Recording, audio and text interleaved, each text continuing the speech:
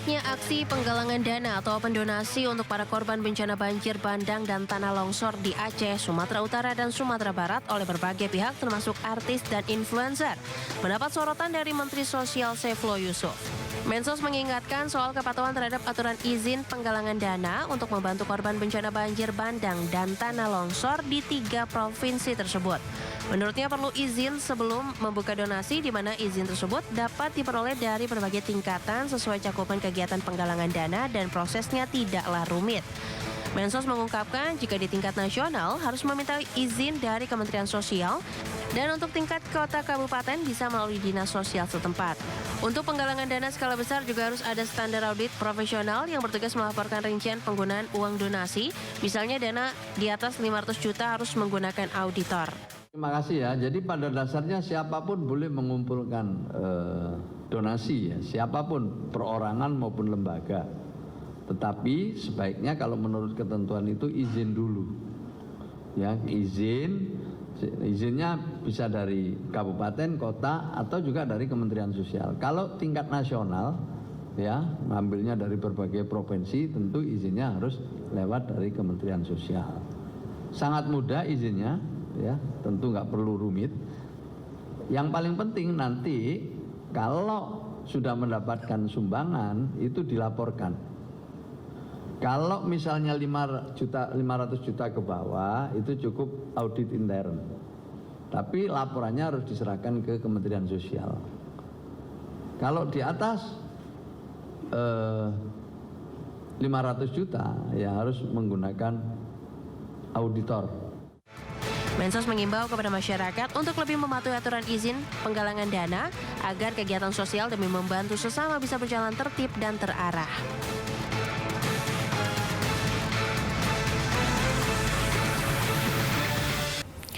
Pemirsa, Menteri Sosial Saifullah Yusuf mengungkapkan mengenai pengumpulan donasi sebaiknya kalau menurut ketentuan izin terlebih dahulu. Izinnya ini bisa dari kabupaten, kota, atau juga dari Kementerian Sosial. Nah, untuk membahasnya lebih lanjut telah bergabung bersama kami pengamat kebijakan publik Agus Pambagio. Ya Pak Agus, seberapa efektif sebenarnya regulasi Permensos nomor 8 tahun 2021 ini yang mengawasi penggalangan dana publik terutama saat ada bencana besar seperti di Sumatera saat ini? Ya, kalau kita masuk lagi ke tata kelola negara, memang semua harus diketahui oleh pemerintah. Tetapi jangan dibalik, jangan suruh pemerintah harusnya aktif itu ya. Begitu lihat ada donasi kan tinggal dicek saja Komdiji atau siapa bisa itu. Itu langsung dikoordinasikan. Nah, yang bencana sekarang ini kita tidak punya leader di lapangan. Dulu kan ada Pak Kuntoro di Aceh. Kemudian Pak Doni segala macam. Ini nggak ada ini siapa, ya kan, sehingga koordinasi antara kementerian misalnya yang paling banyak harus bekerja itu Kementerian PU, Kementerian Perhubungan, Komdiji, gitu ya, dan Kementerian Sosial. Nah ini yang nggak ada orkestranya sehingga masyarakat spontan. Jangan salahkan masyarakat untuk macam-macam, malas laporan, lalu kemudian ada audit. Kan ini uang masyarakat, bukan uang pemerintah. Ngapain diaudit, gitu ya? Cukup memberitahu bahwa saya relawan ini menghasilkan, ini kan bisa dilihat dan Komdiji bisa lakukan itu saja. Kalau pakai birokrasi lagi seperti itu orang lapar. Jadi jangan ditengahi dengan berbagai aturan yang yang mengikat. Sekarang ini pakai IoT, Internet of Things kan bisa langsung gerak cepat saja bagaimana mengatur komunikasi untuk aliran sumbangan gitu ya. Karena memang negara kita ini sangat suka berkorupsi, jadi semua orang curiga. Itu yang harus diperhatikan dan pemerintah harus aktif, jangan nunggu memang betul DPR tanya mana ini karena nggak kedengeran. Jadi harusnya komunikasi pemerintah harus lebih kencang, makanya kita perlu leader yang di depan yang mengatur semua koordinasi penanganan bencana. Berarti izin dari pemerintah itu sebenarnya tidak wajib ya Pak. Dan kalau misalnya pemberitahuan saja. Ya, pemberitahuan saja.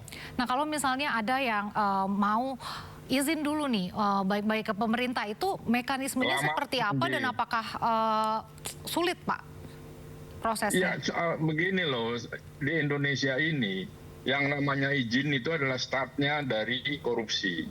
Nah, masyarakat sudah capek pakai izin. Izin pasti nanti lama, belum tentu disetujui, ditanya ini itu. Orang mau bantu, ditanya. Padahal sementara misalnya sudah booking pesawat untuk ngangkut, izin belum keluar, nggak jadi. Nah ini loh, hal semacam ini kan kalau bisa dipermudah dengan IoT kan kenapa enggak gitu. Tinggal masukkan data, laporan, segala macam, lalu bisa dimonitor oleh pemerintah. Nah kalau pemerintah tidak bergerak ya susah. Ya Pak, nah ini kan selain izin juga adanya mekanisme audit nih. Lalu apakah mekanisme audit dan juga pelaporan yang diatur ini sudah memadai dan akuntabel terutama untuk donasi dari masyarakat yang seperti kelompok swadaya, influencer atau individu Pak? Gini, ini kan dana kita bicara dana masyarakat ya. Sumbangan bisa dikumpulkan oleh siapa lah, influencer atau siapa. Ngapain diaudit, itu kan dana masyarakat.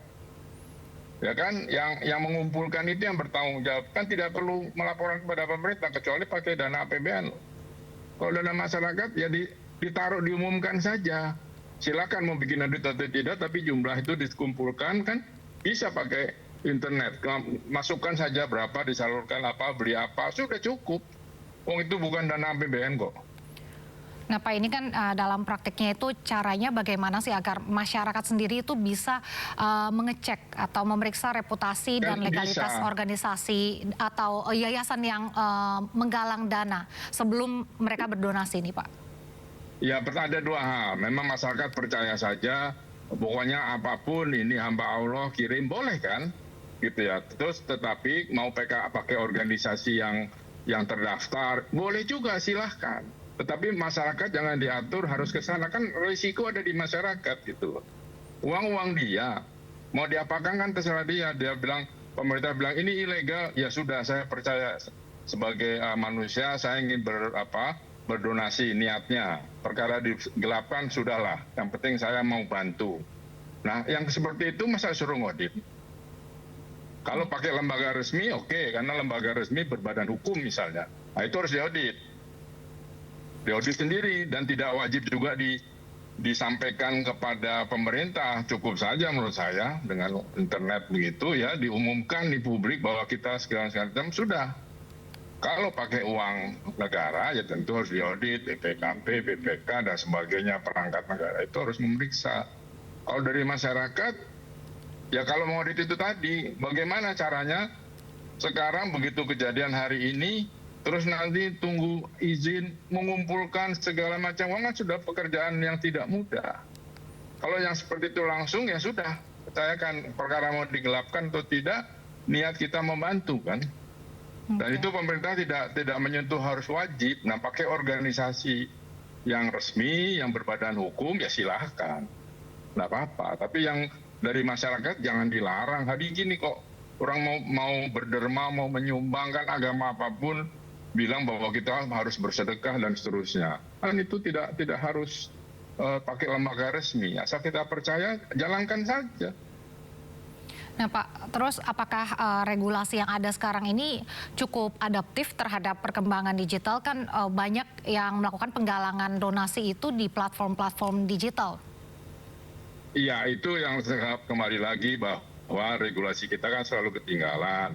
Nah sekarang mana yang itu segera buat gitu kan, kalau itu memang perlu. Kalau undang-undangnya pakai IPE kan sudah ada, tinggal bikin turunannya paling bawah bisa peraturan menteri, buat segera sebenarnya bisa. Nah itu hal semacam itu bukan menjadi hambatan. Yang penting sekarang korban itu tertolong. Nah bencana kali ini selain ini sudah di penghujung tahun di mana pelaporan dana itu sudah harus masuk pertengahan Desember, ini memang jadi sulit. Tetapi intinya Presiden belum menunjuk siapa sebetulnya leadernya waktu itu di hari pertama sehingga bisa berkoordinasi. Nah ini yang kesalahan pertama adalah itu selain dana tadi. Nah sekarang kalau masyarakat mau berpartisipasi tidak bisa dilarang. Dia lihat mungkin dia saudaranya, mungkin dia kenal kawannya, di situ dia menyumbang secara spontan kan harus diterima. Nah yang bertanggung jawab ya yang menerima menyalurkan itu. Kalau dia menggelapkan ketahuan ya masyarakatlah yang ini dan bisa melaporkan. Tapi kalau seperti itu minta izin dulu kapan jalannya gitu. Apakah pemerintah bisa memberikan izin secara spontan, minta hari ini setengah jam kemudian izin keluar dan jalan? Kan belum tentu juga. Nah terus bagaimana biar masyarakat ini didorong agar bisa lebih proaktif untuk mengecek legalitas sebelum ikut berdonasi ini tanpa menghambat semangat solidaritas di tengah bencana seperti sekarang? Kan mudah kalau tadi influencer, ya cek influencernya aja. Kan kalau saya kenal saya bantu, saya tidak kenal saya tidak bantu, itu terserah masyarakat. Kan banyak setiap hari masuk ke akun saya itu minta sumbangan, yatim piatu. Kalau saya tidak kenal, ya tidak saya kasih. Saya akan kasih yang saya kenal. Ya kan, namanya juga sumbangan. Nah ini juga begitu, cek influencernya. Tanya teman, gampang, ada internet, lihat rekam jejak dia. Kalau sudah percaya, sumbang, selesai. Oke, terakhir nih Pak, apa rekomendasi Bapak untuk pemerintah terkait regulasi yang ada sekarang, mengingat memang harusnya mungkin lebih adaptif ya terhadap era digital? Gini, ini kan bukan yang pertama bencana besar ya. Dan pemerintah harus sadar bahwa ini perubahan iklim dan sudah ada peringatan dari BMKG, harusnya pemerintah semuanya itu siap.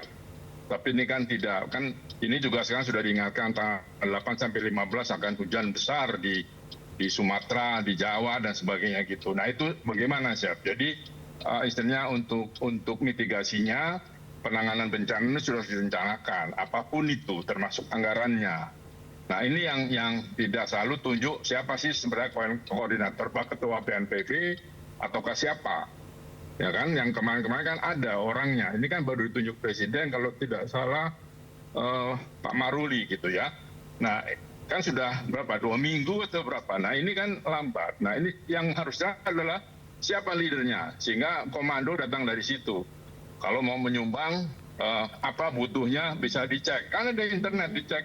Kecamatan ini butuh ini, tapi tidak ada angkutan. Semuanya bekerja kan begitu. Jadi sekarang kita perlu dirijennya siapa. Dari awal sudah ditunjuk. Baik, terima kasih Pak Agus Pambagio, pengamat kebijakan publik.